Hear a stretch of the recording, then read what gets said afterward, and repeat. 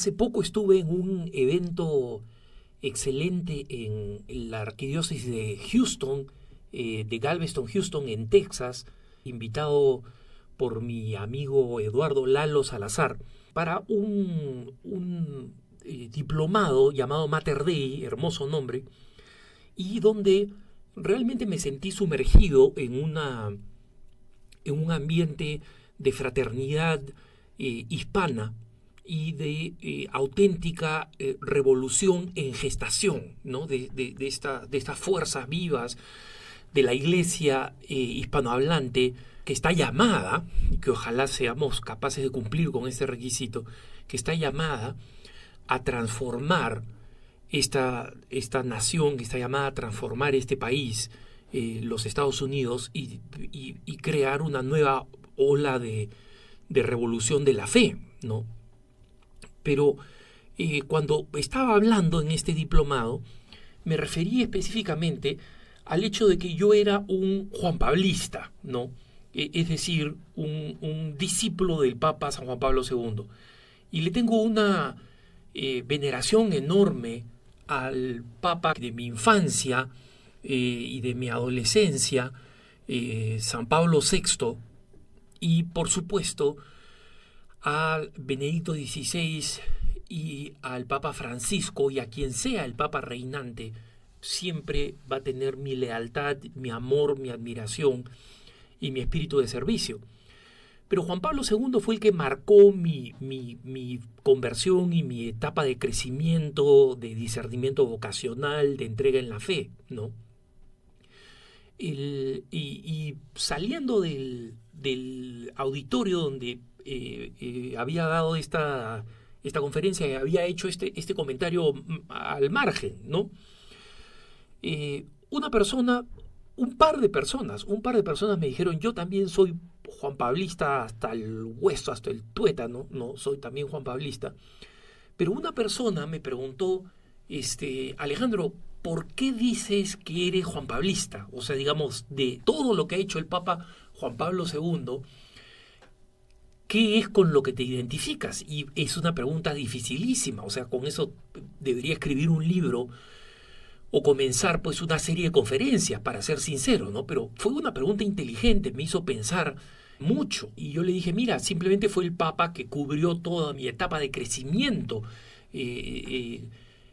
cristiano hasta la madurez, y en consecuencia lo que soy ahora en buena medida ha sido por ese arco de enseñanzas y de testimonio, especialmente de San Juan Pablo II, desde el testimonio de suprema vitalidad con la que comenzó su pontificado. Fue un huracán que arrasó con el mundo, ¿no? Y que hizo renacer a la Iglesia Católica, hasta el testimonio de fragilidad y de debilidad con que lo recuerdan muchas personas hoy, que no vivieron los años de oro de San Juan Pablo II, o los años de máxima intensidad, ¿no?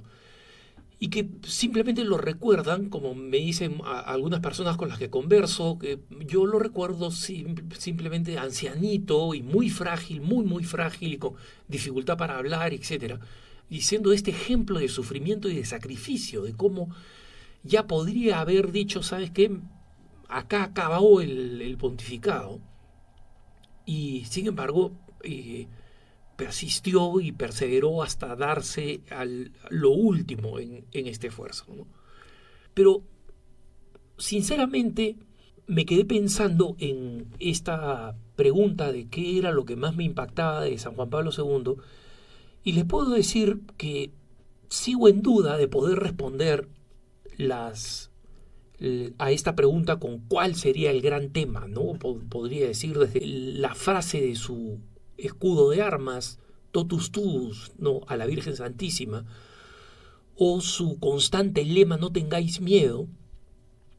Pero les soy franco, ¿cuándo es el momento en que más pienso y agradezco la influencia de San Juan Pablo II? Los días jueves en los que en la iglesia meditamos los misterios del Rosario luminosos, que fueron introducidos por el Papa San Juan Pablo II al final de un año mariano. Aquellos que no son tan jóvenes lo recordarán que los misterios luminosos no existían, que durante los siglos y siglos que la Iglesia Católica ha rezado el rosario en los misterios gozosos, gloriosos y dolorosos, ¿no? Y los misterios gloriosos se rezaban 3 veces por semana. El Papa San Juan Pablo II lo cambió a 2 veces por semana, y el jueves, que era un día en que se rezaban los misterios gozosos, introdujo más bien el rezo de los misterios luminosos, ¿no?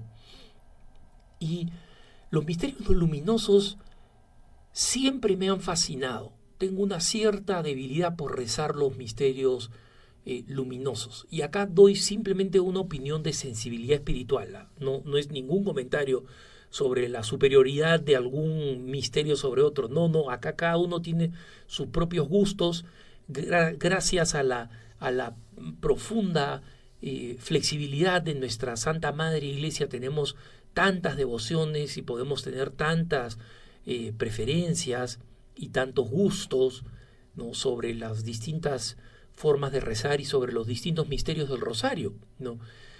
Pero no deja de sorprenderme, y le soy franco, que siempre pienso cómo era la Iglesia antes de los misterios luminosos, ¿no? Cómo no reflexionamos en los misterios luminosos. Recuerden que el primer misterio luminoso es el bautismo del Señor, o sea, el inicio, digamos, de su vida pública a través del bautismo, ¿no? Con este gran momento con San Juan Bautista, donde tenemos la presencia de la Santísima Trinidad. Y justamente cómo ese misterio es continuación perfecta de el último misterio gozoso, que es el Señor Jesús hallado en el templo, cuando es encontrado en el templo, ¿no?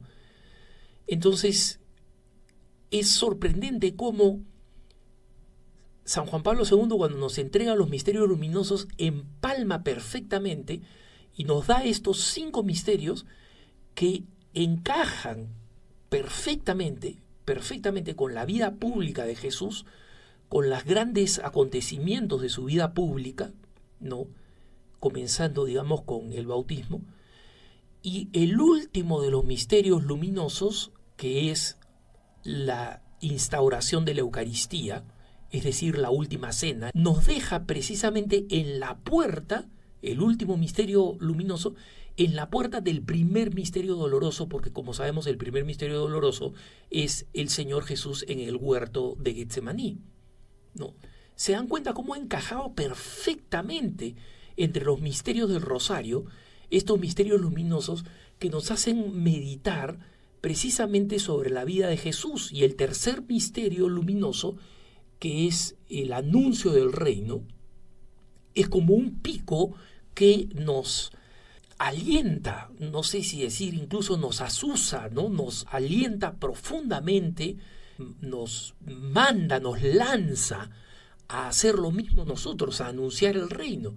Y cómo toca esa fibra interior que no solamente nos permite meditar sobre los misterios de Jesucristo, porque recuerden ustedes que cuando el Papa San Pablo VI en la Marialis Cultus explicaba el misterio del Santo Rosario, lo explicaba como esta red de oraciones, ¿no? Repetimos el Ave María, tenemos esta red de oraciones, y en esta red de oraciones nosotros vamos meditando, como columpiando los grandes misterios de la vida cristiana, de la vida en Cristo, ¿no? Es decir, que es una oración profundamente cristológica, centrada en Cristo.